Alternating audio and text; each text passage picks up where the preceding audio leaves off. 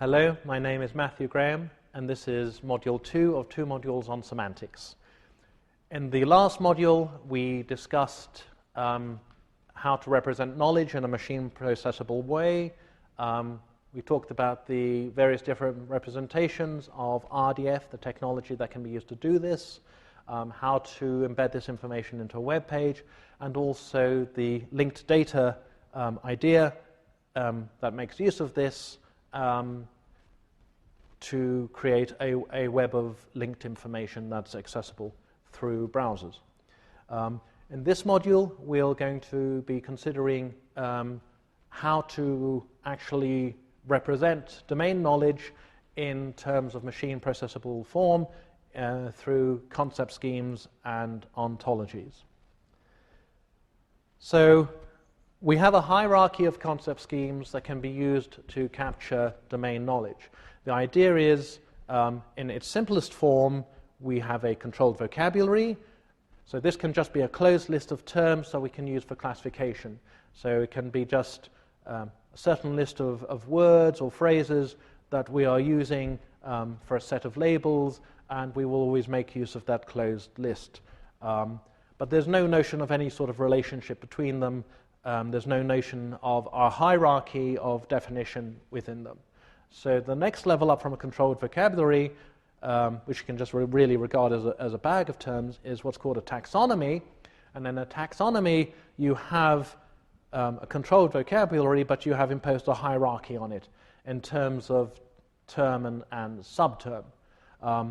So, for example, when we were talking about anatomical structure in the last lecture, we had this notion of looking up the word hindbrain, and then there may be in our taxonomy that we're using a super term of that would be central nervous system, and a subterm of that would be an individual structure that makes up the hindbrain. So these hierarchies of meaning don't necessarily need to be only in terms of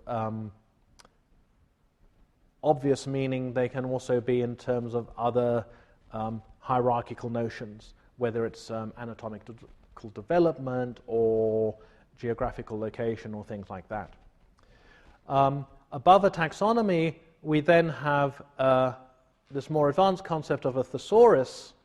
And in a thesaurus, we have a taxonomy, but there are then notions of not only hierarchical relationships between the individual terms, there are notions that you have broader and narrower terms, that you can have synonymous terms, so these are terms that you can use at an equal level in a hierarchy instead of each other. There is some notion of a top term, a root term. There is a notion of a scope note to determine that, this is when this particular term is relevant, this is when this particular term is relevant. And then there are also notions of related terms, so that this term is related to this term over in this part of the hierarchy, or this term is related to this term in this other thesaurus. Other ideas of concept schemes that you could use when you're programmatically manipulating knowledge and information are also things like subject heading lists or terminologies, glossaries, faceted classifications.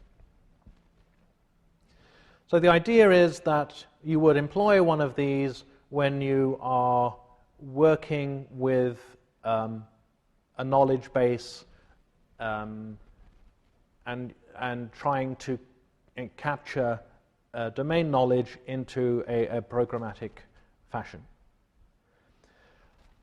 Now, the way you would represent these sort of simple concept schemes is through yet another W3C standard. This one is known as skos, which stands for the Simple Knowledge Organization System.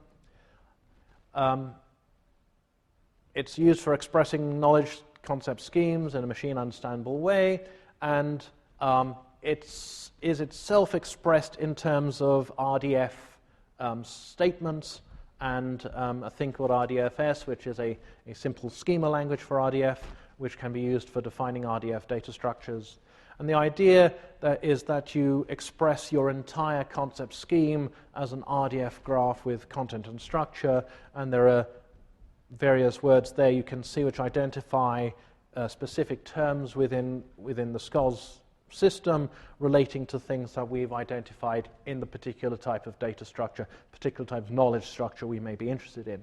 So we have scope notes and narrower, broader, related, hidden labels, whether something is an ordered collection, it's a concept scheme, that sort of thing, preferred labels. So the idea is that I could take one of my vocabularies or a taxonomy that I'm using, and I can then write it up formally in the form of a skos vocabulary, and then that there are programmatic tools which I could then use that to ingest, and I could then start programmatically manipulating RDF triples which are expressed in terms of that skos vocabulary, such that maybe the subject or normally the predicate are terms which are relevant or that are parts of these skos vocabularies. And here is an example of skos, of a skos vocabulary. This is actually defining a temperature scale, and it's saying that I'm listing a whole load of different temperature scales here, but the one I'm particularly describing this example is the absolute temperature scale. I'm saying that this has a preferred label, which is absolute temperature scale in lowercase. The definition, I provide a human-readable definition here. There's a broader term of it in terms of this concept, which is temperature scales.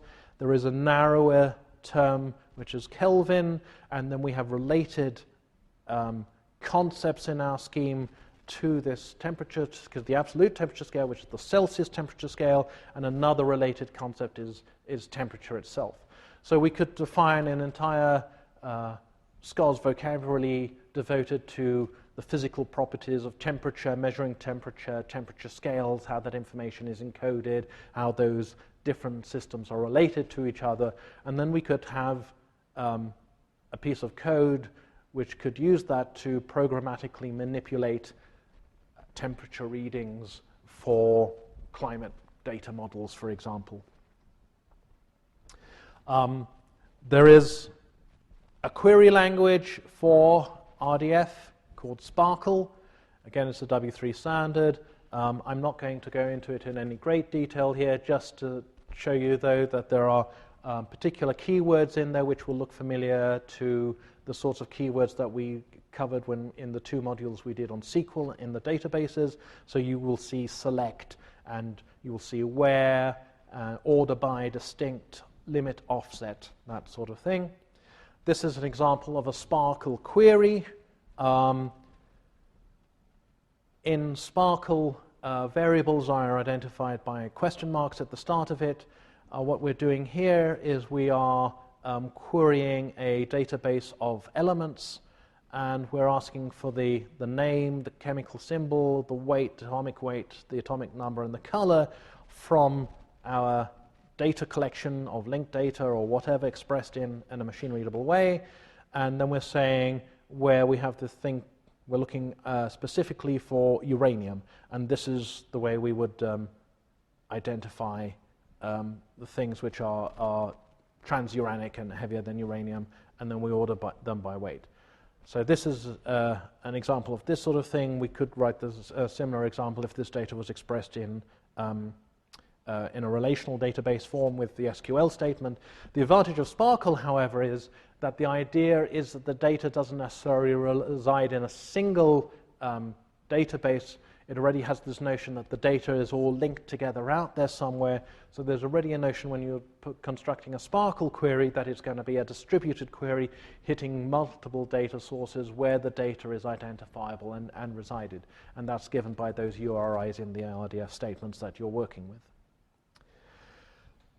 Now, the most elaborate or the most powerful concept scheme that you can use is a thing called an ontology, and the formal definition of ontology is that a formal specification of a shared conceptualization. What that means is that you have an agreed set of ideas of what the domain knowledge base for a particular subdomain or domain is, the particular knowledge base for that is, and that's how you are expressing it in a machine processable way, and that's called an ontology. So it's essentially a data model that represents a set of concepts within the domain and all the relationships between those concepts. An ontology allows you to define arbitrary relationships, arbitrary properties, arbitrary concepts. So you're not limited to the types of relationships that you can have to just, hierarchical or whatever. You can have any type of relationship, and you can identify those and encode those. So ontologies generally describe individuals, which are the ground level objects, the individual facts that you may be trying to represent. They will describe classes, and if you're familiar with object-oriented programming, then that should make some degree of sense. You have classes and instances in object-oriented programming. In ontology, you have individuals and classes. You have attributes that the classes and the individuals have, properties, features, characteristics, those sort of things. And then you have relationships which you use to associate all of those together. And then there can be events which define how those attributes or relationships can change in pre-described ways. Yet again, there is a W3C standard for authoring ontologies, for representing ontologies. This is the Web Ontology Language, or OWL, as it's called. It's again also based on RDF. An ontology is expressed in terms of RDF structures, and this is largely regarded as one of the fundamental technologies underpinning the semantic web because it gives you the richness of expression to arbitrarily encode any set of concepts, any piece of domain knowledge into a machine processable fashion. As I said, OWL allows descriptions of relations between classes, particularly disjointness and that sort of thing. It allows you to express cardinality constraints on particular things, so you have exactly one, characteristics of properties, enumerated classes, all sorts of very powerful things.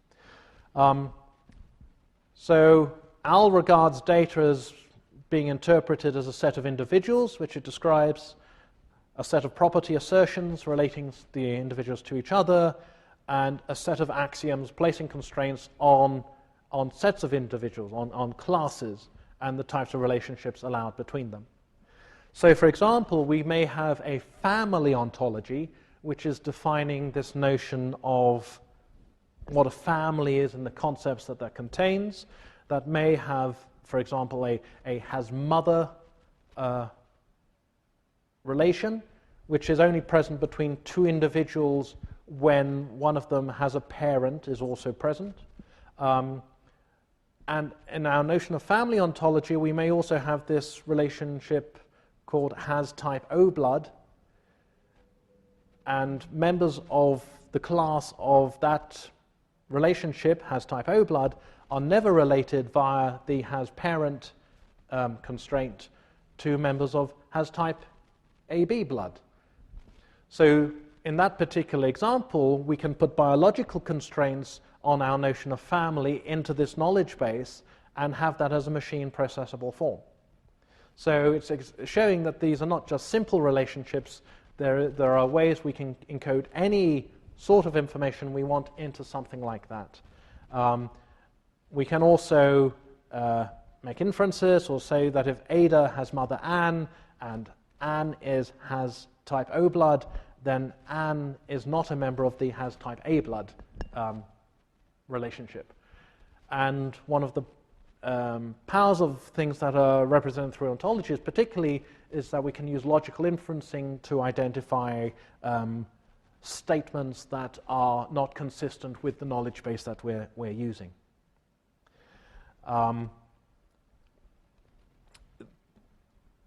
This is done using reasoning services. This is done using reasoning services and what's called first-order predicate logic. And the idea is, because we've expressed our knowledge base in a formless and rigorous way, then we can use mathematical logic to either make further inferences or look for statements that are incongruous with each other. So we can say that sheep only eat grass. We can say that grass is a plant. We can identify plants and parts of plants as disjoint from animals and parts of animals. We can say vegetarians only eat things which are not animals or parts of animals, and then having encoded those statements up, we can ask our logical inferencing engine to make some inferences, and it can come up with the statement that sheep are vegetarians, which is a logically consistent statement based on the set of statements we've already given it, the set of instances we've already given it, plus the relationship rules and the properties we've defined between those. So that gives a little toy example of the sort of inferencing that you can do. Some of the inferencing examples that one of our smart applications might use, if you remember the set of zebrafish metadata, multimedia data that we talked about as an example in the last module, then we may have some inferences that we're going to run. We have an ontology behind it. We have our data marked up in terms of that ontology. And so we may want to look for anatomical terms which are relevant for a particular stage of development. Or we may want to search for terms which are related to a particular term in some way from some class or whatever. Or we may want to find two classes and we're looking for the lowest common ancestor in the hierarchy because we want to use that as a single search term which would then encompass both terms in a hierarchical fashion that we're interested in doing. And we can use logical inferencing for finding all those sort of problems. Finally, software that you may want to look at for working with ontologies and how there's Jenna, there's Protege. I would highly recommend looking at Protege. It allows you to explore ontologies. It allows you to construct your own ontologies. It allows you to reason over ontologies. It's a very powerful tool. And then there's an instance of an inference engine here, which is CUM at the bottom, CWM, which you may also want to have a look at. There are other inferencing engines like Pellet and Hermit, which have, I think, both Java and Python wrappers that you can use in your code base as well if you're working with RDF and ontological informations. And that is the end of this module. Thank you.